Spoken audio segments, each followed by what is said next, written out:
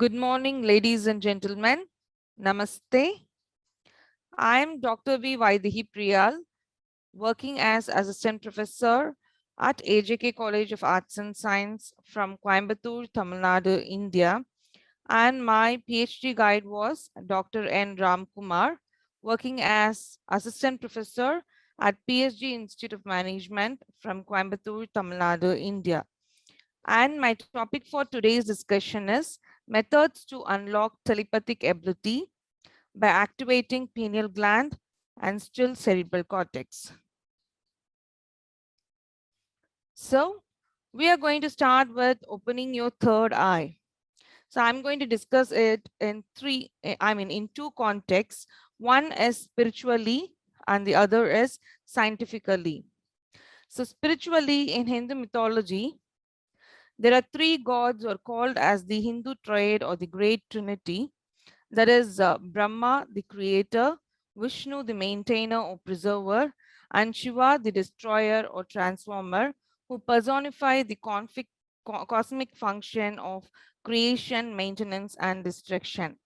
And they are the different forms of the supreme god, Lord Shiva. So Lord Shiva is known as the Tryambaka Deva, which means three-eyed Lord, who is often depicted as having three eyes. So his right and left eyes are the sun and the moon. That is, the right eye represents male, that is the yang, and the left eye represents female, that is yin, which that is his right and left eyes represent his activities in the physical world, while his third eye is the eye of wisdom. That is, the third eye is present between the two eyebrows. Now he is Lord Shiva. We call him as the Tryambaka Dev. As you can see in the picture, the right half is the male, that is Shiva, and the left half of the body is the female, that is Shakti. And this avatar is called as the Ardhanarishwara. And you can see the right half of the body, Shiva holding the trident or the trishul, and you can see the third eye here that is in between the two eyebrows. You can find the third eye, which is the eye of wisdom, and it is from here the term third eye originates. And coming to the seven chakras, in Hindu concept there are seven chakras inside the human body, and chakra is the Sanskrit word for wheel, according to BEST 2010 in our research. So within the Indian tradition, the chakras represent the centers of energy located vertically along the spine. So as you can see in this picture, the first is the Muladhara or root chakra, which is located at the base of the spine, is associated with survival and self-preservation. And the second is the Swadhisthana or sacral chakra located in the genital area, which is associated with sensuality and procreation. And the third chakra is Manipura or navel chakra located in the abdominal area of solar plexus, is identified as the assertion of will. And the fourth is the Anahata or heart chakra, which is located in the upper chest, is identified as unconditional love.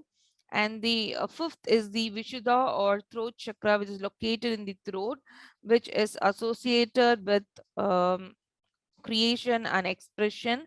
And the fifth is the Anyana or third eye chakra, which is located uh, in the center of the head between the eyes, that is associated with intuition and wisdom. And the seventh is the Sahasra or crown chakra, which is located above the crown of the head. And this symbolizes not only the highest state of consciousness, but complete and total union with the source of all creation, according to Rama, Ballantyne, and Ajaya in the year 1976, Scotton and Hyatt in the year 1996. So this is the picture representing the seven chakras associated with the seven colors and their meanings. And coming to the Kundalini Awakening, The Kundalini stems from yogic philosophy, is known as the feminine Shakti or the corporal energy. And Kundalini is described within Eastern religions as an indwelling spiritual energy that can be awakened in order to purify the subtle system and ultimately to bestow the divine union. And yogic Upanishads it describes Kundalini as lying coiled at the base of the spine, which represents which is represented as either a goddess or sleeping servant waiting to be awakened. And it is reported that Kundalini awakening results in deep meditation, enlightenment, and bliss. So, this awakening involves the Kundalini physically moving up the central channel to reside within the Sahasrara chakra that is above the head.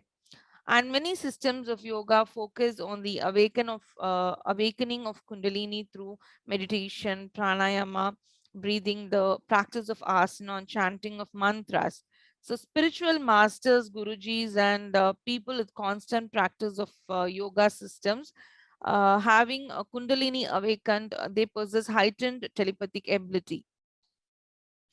And coming to the opening of your third eye, scientifically, there is in science, speaking of the third eye, there is a small cone shaped gland at the back of the brain located vertically, exactly at the top of the spinal cord, which is called as the pineal gland. And within Hindu traditions, it is called as the extrasensory eye, through which the perception is not limited to the physical senses. And this pineal gland is called as the true master gland, where it acts as the thought transmitter. There is a positive action flows through the pineal, whereas the negative action flows through the pituitary. So both pineal and pituitary act in unison to balance all the mental activities. And according to Lang et al. 2002, every emotion you feel, every moment of joy and fear produces an enzyme. There is a chemical enzyme in your body, and each enzyme passes to the pineal. So that pineal is the system of entry into the divine mind, and it is a complex crystalline computer that screens these frequencies. So some thoughts here acts as the springboards, where the others becomes obstructions. So a doubt is one. So suppose we are doubting that whether telepathy is possible, that kind of doubt, any kind of doubt, so it actually forms a blockage that prevents the manifestation of our desires. So doubt creates a biochemical reaction. It activates a neuron carrier in the brain that flows from the pituitary to the pineal, and it blocks the gateway to the pineal mind, divine mind. And this later becomes the forgotten information. And coming to the role of cerebral cortex in telepathy, the cerebral cortex is where thinking, logic, deduction, evaluation, short-term memory. So if, these all takes place here, and it also controls the five physical senses and the extremity movement. So it is the information gatherer for the various levels of consciousness. So this cerebral cortex interferes with the telepathic communication, and it must be stilled in order to receive instruction from the super conscious or the higher mind, according to Jasmuhen 1995 from a book.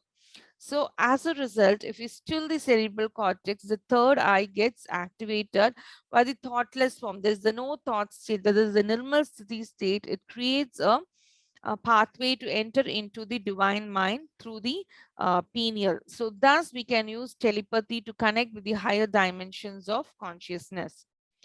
And we are discussing about how we can activate telepathy uh, by through the pineal gland and by stilling the cerebral cortex. So now we are going to see what is telepathy is. Telepathy is derived from two Greek words. There is tele meaning afar and pathos meaning feeling. So it is the action of one mind on the other at the distance and without a communication by means of the senses. This is the actual definition.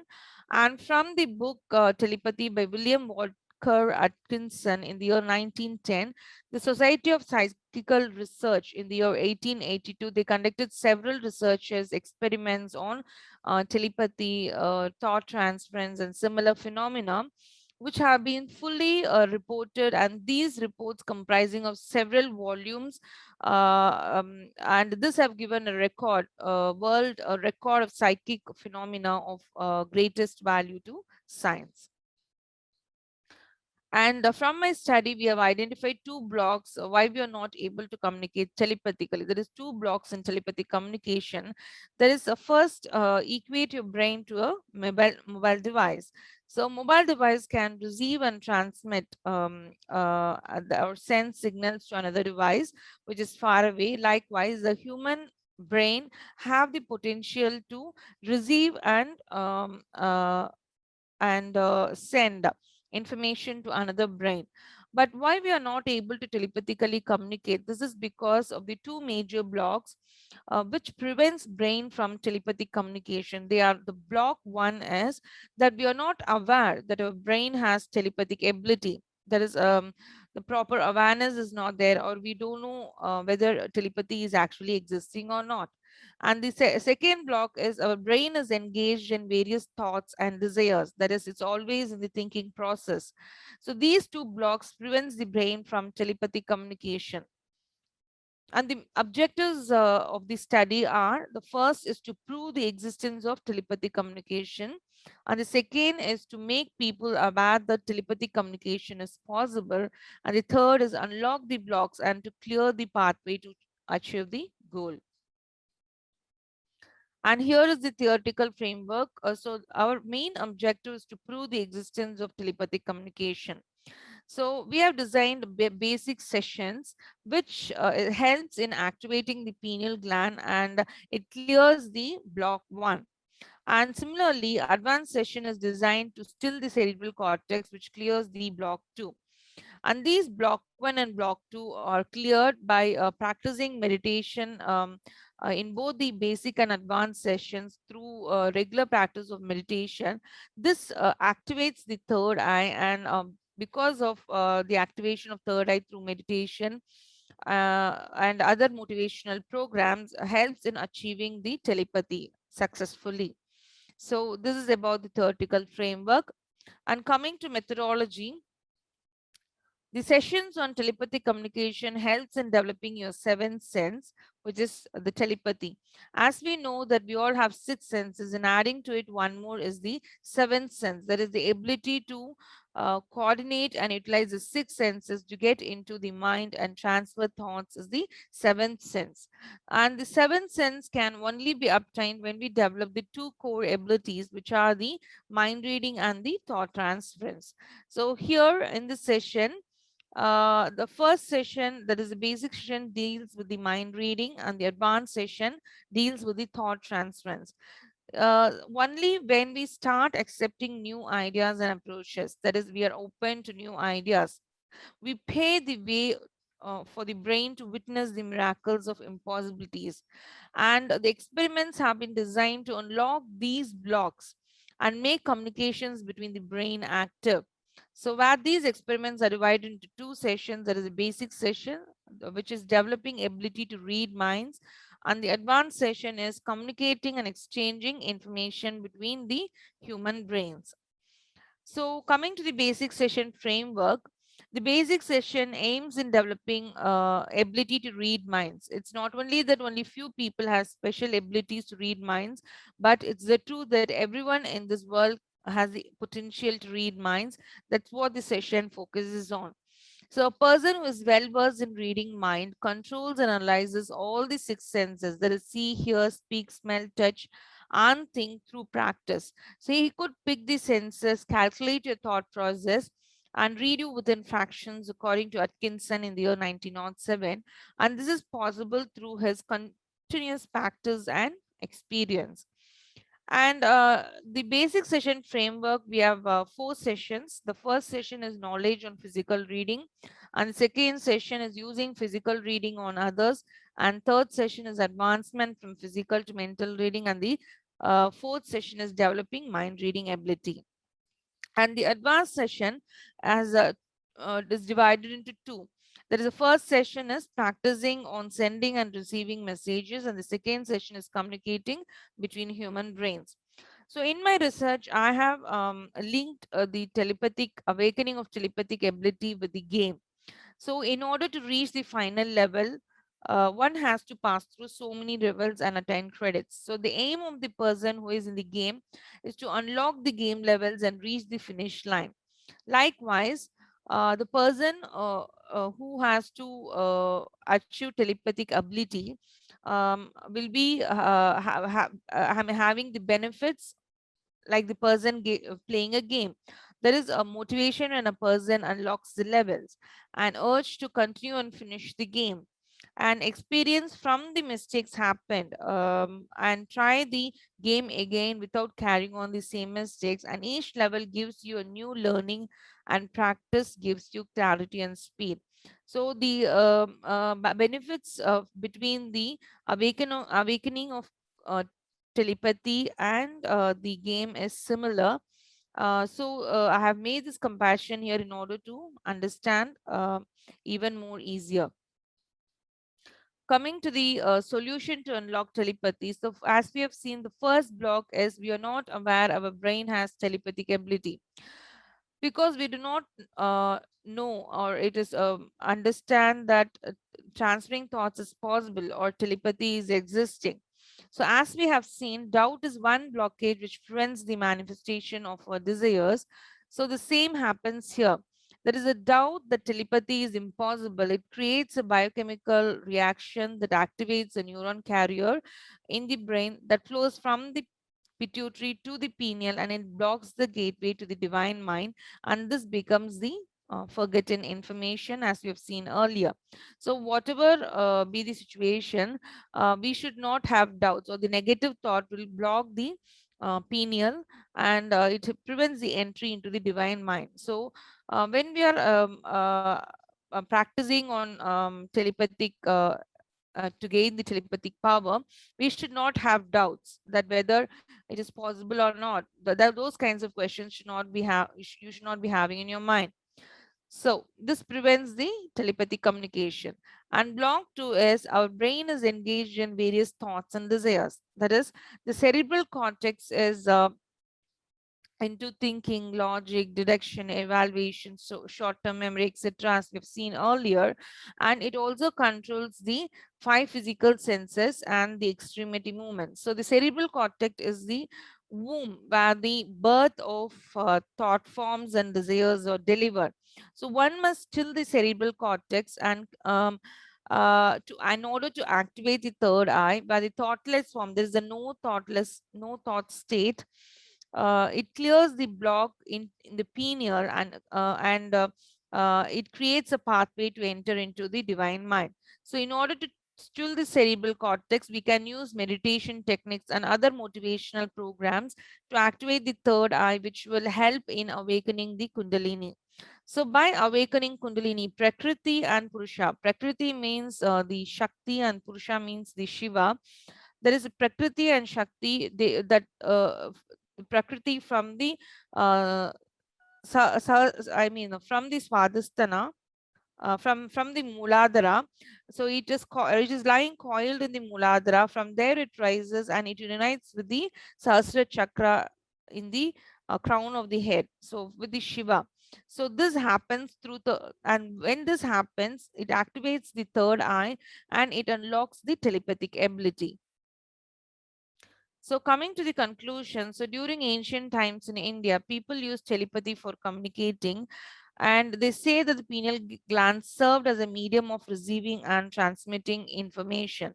So, but as time rolled, people have slowly been pulled into the whirlpool of discoveries and technological advancement.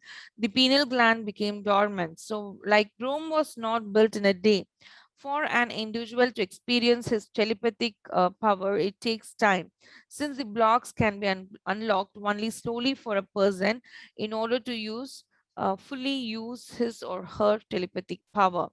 So, what we are concluding is that by stilling the cerebral cortex and by activating the pineal gland, we can attain telepathic power, and this is possible through constant practice and patience, and it needs time to attain telepathic ability for a person.